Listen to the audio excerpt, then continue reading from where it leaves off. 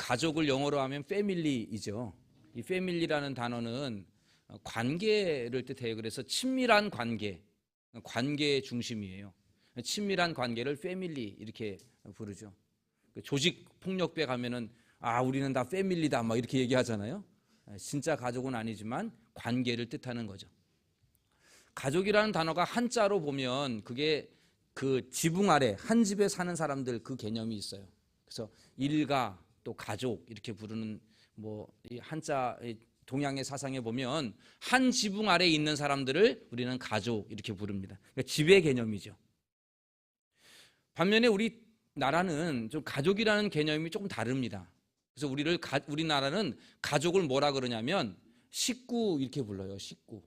이 식구라는 것을 보면 한자를 보면 음식 식자죠. 먹을 식자에 입구자를 씁니다. 그러니까 뭐죠? 음식을 함께 먹는 사람. 이게 가족이라는 개념이 함께 식사하는 사람들을 가족 이렇게 우리가 부르게 되죠. 그러니까 우리나라는 음식의 개념입니다. 그러니까 정리하면 서양에서 외국에서는 이 가족이라는 개념이 관계의 개념이에요. 친밀한 관계. 또 동양에서는 한 집에 있는 집의 개념입니다. 한 지붕 아래 사는 사람들. 그런데 우리나라는 함께 음식을 먹는 그 음식의 개념을 가지고 있습니다. 여러분 전혜성이라는 여사를 아십니까? 잘 모를 거예요. 이분이 쓴 책이 있는데 화면을 보여주시면 원래 이분이 감리교 신자예요. 일찍이 미국으로 이민을 가셨는데 이분이 6남매를 두었거든요. 근데 놀랍게도 이 6남매 모두가 다 하버드 대학하고 예일 대학교를 다 졸업을 했어요. 별로 여러분들 안 놀래잖아요. 그죠? 우리는 그런 대학들. 지금도 하버드 예일에 있는 교수이고 우리나라에도 교수하고 막 이래요. 6명이 남매가. 그래가지고 미국에 있는 교육부에서 이 전효성이라는 이분을 최고의 엄마상을 줬어요. 최고의 엄마. 그러니까 대학을 잘 보냈다라고 하는 게 아니라 자식을 잘 가르쳤다. 이제 그렇게 얘기하는 거예요. 우리나라에서도 와가지고 이렇게 TV에도 나와서 이야기도 나누고 또 책도 많이 나왔습니다. 혹시 여러분 자녀 교육에 관심 있는 분은 저 전효성이라는 분이 쓴 책을 한번 사서 읽어보면 상당히 많이 도움이 될 거예요. 또 신앙인이기도 하고요. 근데 이분이 자녀 교육에 대해 비결을 이렇게 물어봤더니 이렇게 말을 해요. 나는 무슨 일이 있어도 아침 식사는 가족과 함께 했다. 이렇게 말을 해요. 그러니까 무슨 일이 있어도 아침 식사는 6 자녀들과 함께 했다는 거예요. 무슨 일이 있어도. 우리나라 말에 밥상머리 교육이라는 게 있어요. 그죠? 근데 요즘 우리가 이런 것 많이 잃어버렸죠. 여러분 아침 식사 다 무슨 일이 있어도 가족과 함께 합니까? 내 하는 데는 상당히 잘하는 부모님이 교육을 잘하는 거죠. 여러분 이 가족이라고 하는 것은 가족과 함께 식사한다라고 하는 것은 이건 단순히 그냥 음식을 먹는다는 것 이상의 특별한 의미가 있는 거예요. 함께 식사를 하면서 뭔가의 의미가 있다는 거죠. 초대교회도요, 이 식사하는 것을 매우 중요하게 여겼어요. 초대교회 때, 그러니까 기독교가 처음 생겼을 때, 그러니까 신약시대에 교회는 지금 우리가 드리는 예배와는 좀 달라요. 우리는 이렇게 예배를 드리고 이게 돌아가잖아요. 또 식사하기도 하고 이렇게 하는데 초대교회 때는 먼저 모이면은 애찬을 했습니다. 애찬. 지금으로 말하면 식사를 나눴다는 거예요. 애찬. 그리고 나서 그 애찬 시간에 함께 성찬도 함께 향합니다. 성찬. 그래서 성만찬 이렇게 불러요. 그렇게 성찬을 한 다음에 밥을 함께 나눠 먹는 다음에 그 다음에 예수님의 말씀을 생각하면서 함께 모여서 예배를 드리는 그게 초대교회의 모습이에요. 그런데 오늘 본문의 그 배경이 되는 이 고린도 교회가 이 점에 이 음식을 먹는 데 문제가 생겼어요. 고린도 교회를 비롯한 대부분의 교회들은 다 저녁에 모였거든요. 우린 낮에 모이잖아요. 근데 거긴 늘 저녁에 모였어요. 그도 그럴 것이 낮에는 일하는 노동자들이 많이 있으니까 그 당시에는 무슨 휴일이 따로 있는 게 아니잖아요. 그러니까 낮에는 못 모이고 일이 끝나고 나는 그 저녁 시간에 모일 수밖에 없는 거죠. 고린도 교회도 마찬가지예요. 저녁에 모였습니다. 모이면 뭘 하죠? 애찬을 나누는 거죠. 애찬. 함께 식사를 말합니다. 나눕니다. 저녁 식사를 함께 먹는 거예요. 그런데 노동자들과 노예들이 고린도 교회에 많이 있었어요. 노동자들과 노예들이. 그러다 보니까 이들이 늦는 경우가 종종 있는 거예요. 여러분들도 그렇잖아요. 나 오늘 집에 늦게 들어와. 일 때문에. 이런 경우들이 있잖아요. 그러니까 일이 많아서 늦게 오는 경우들이 종종 있는 거죠. 그러다 보니까 먼저 온 사람들, 먼저 그 시간에 온 사람들이 음식을 놔두고 기다리지를 못하는 거예요. 우리끼리 먼저 먹자. 이렇게 먼저 먹었습니다. 다 해버려요. 먼저 음식을 다 나눠버려요. 그리고 치웠는지 안 치웠는지는 모르겠지만 뭐 우리가 보면 뭐 이렇게 조금 나눠놨겠죠. 그죠? 어디다가? 그렇게 하니까는 늦게 온 사람들이 좀 무안한 거예요. 미안하기도 하고 또 부끄럽기도 하고. 늦게 온 사람들은 배가 몹시 고팠겠지요. 근데 먼저 온 사람들은 다 배불리 먹고 있는 거예요. 그래서 이 부분에 있어서 사람들이 늦게 온 이 노동자나 노예들이 매우 부끄럽고 미안하고 이런 일들이 자꾸 발생이 되니까 오늘 바울이 이 점을 지적을 하고 있는 겁니다. 그래서 우리가 앞에 있는 21절과 22절에 보면 이러한 말씀이 바울이 아주 날카롭게 지적을 하고 있는데 이렇게 얘기하고 있습니다. 제가 한번 읽어보겠습니다. 이는 먹을 때에 각각 자기의 만찬을 먼저 갖다 먹음으로 어떤 사람은 시장하고 어떤 사람은 취함이라. 너희가 먹고 마실 집이 없느냐? 너희가 하나님의 교회를 업신여기고 빈궁한 자들을 부끄럽게 하느냐? 이렇게 말하고 있어요. 지금 이 빈궁한 자들, 늦게 온 사람들에게는 먹을 것을 남겨두지 않냐고 자기들끼리 먼저 다 먹어버리고 있는 이 모습을 보면서 바울이 먹을 집이 없느냐? 니네가 못 먹어서 이러느냐? 왜 이 빈궁한 자들을 부끄럽게 만드느냐? 라고 강하게 책망하고 있습니다. 그러면서 바울이 오늘 본문에 의하면 이렇게 성만찬에 참여하는 것이 은혜 받는 일이 아니라 도리어 죄가 될 수 있다라고 말하고 있어요. 이것이 죄가 된다는 거예요. 오늘 우리가 성찬식을 거행하려고 합니다. 성찬은 하나님께서 우리에게 주시는 은혜의 한 방편입니다. 성찬을 통하여 우리에게 주시는 은혜가 매우 크다는 얘기죠. 그러므로 우리 모두는 이 성찬의 은혜를 사모하는 마음으로 이 자리에 임해야 할 줄로 믿습니다. 비록 우리는 매주 하지 아니하고 1년에 2차례 결정하여 하고 있지만 여러분 이 성찬의 예식을 우리는 귀하게 여기고 마음으로 준비할 수 있어야 합니다. 여러분 어떻습니까? 지난 한 주간 동안 성찬식 한다고 분명히 광고했는데 한 주간 동안 여러분들 자신을 돌아보면서 성찬을 마음으로 준비하면서 이 자리에 오셨습니까? 행여나 어떤 분은 왔더니 뭐가 있네. 오늘 성찬식 있네. 오늘 좀 포도주 좀 맛 좀 보겠는데. 뭐 이런 식으로 생각하며 오신 분들이 없습니까? 여러분, 성찬은 하나님이 우리에게 주시는 은혜의 방법인데 도리어 이 성찬에 참여함이 죄가 될 수 있다는 사실을 우리는 마음 깊이 명심해야 합니다. 죄의 기회가 될 수 있다는 거예요. 여러분 이 점을 우리는 또한 경계해야 합니다. 그러면 성만찬이 어떠한 때에 죄가 될까요? 성만찬에 참여하는 것이 죄가 되는 경우가 언제 있을까요? 두 가지가 있습니다. 첫째는 성찬을 합당하지 않게 먹고 마시는 사람에게는 죄가 된다 그랬어요. 합당하지 않게.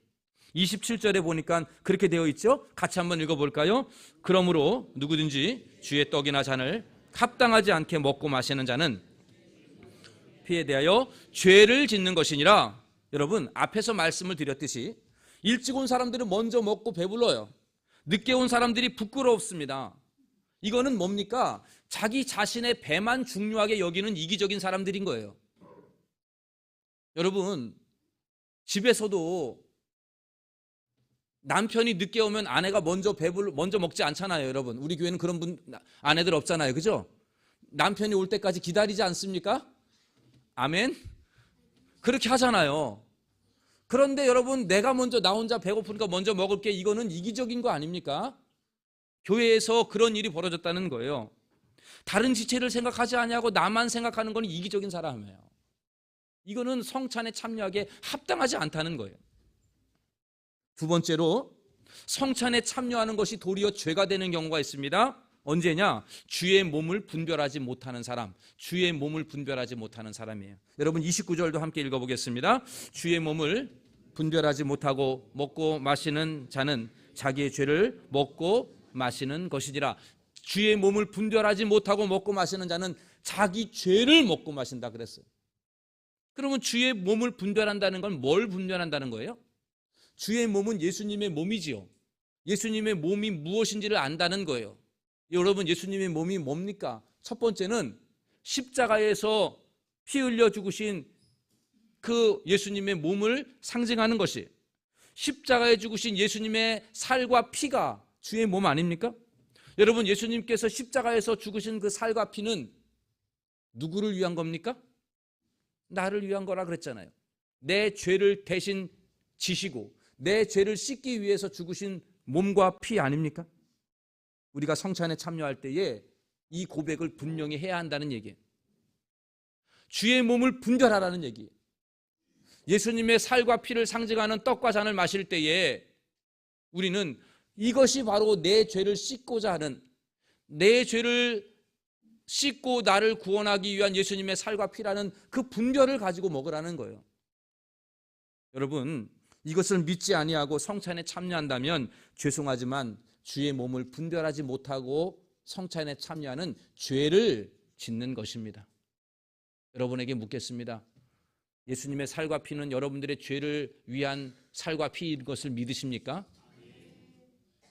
두 번째, 주의 몸을 분별한다는 것은 주의 예수님의 몸이 즉 교회 공동체다라고 하는 것을 아는 거예요. 여러분 고린도전서 12장 27절에 보면 이렇게 말씀하고 있어요. 너희는 그리스도의 몸이요 지체의 각 부분이라. 너희는 그리스도의 몸이다. 고린도 교회를 향하여 너희는 그리스도의 몸이래요. 그러면 그 몸의 머리는 예수님이죠. 우리는 예수님의 몸이라는 거예요. 그러니까 주의 몸을 분별하라는 것은 우리가 예수님의 몸된 지체들이다라고 하는 것을 알아라는 얘기입니다. 예수님의 몸인 다른 지체들을 아끼고 사랑하는 마음으로 성찬에 참여해야 한다라고 하는 것이죠. 우리는 예수님의 피와 살을 나눈 형제요 자매인 줄로 믿습니다. 우리 옆에 있는 분들 살짝 한번 찾아보십시오.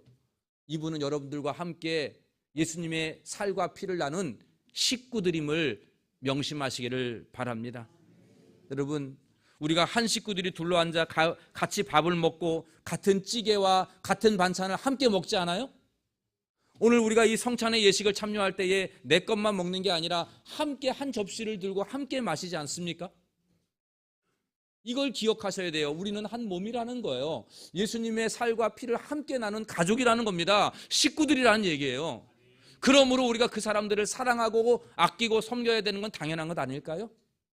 고린도 교회처럼 먼저 온 사람들 배고프다고 먼저 먹고 늦게 온 사람들 따로 밥상 차려주는 그게 아니라 함께 그리스도의 사랑을 나눈 형제요 자매로서 한 식구로서 서로 사랑하고 섬기는 모습이 당연히 있어야 되는 것 아니겠느냐라는 것이에요.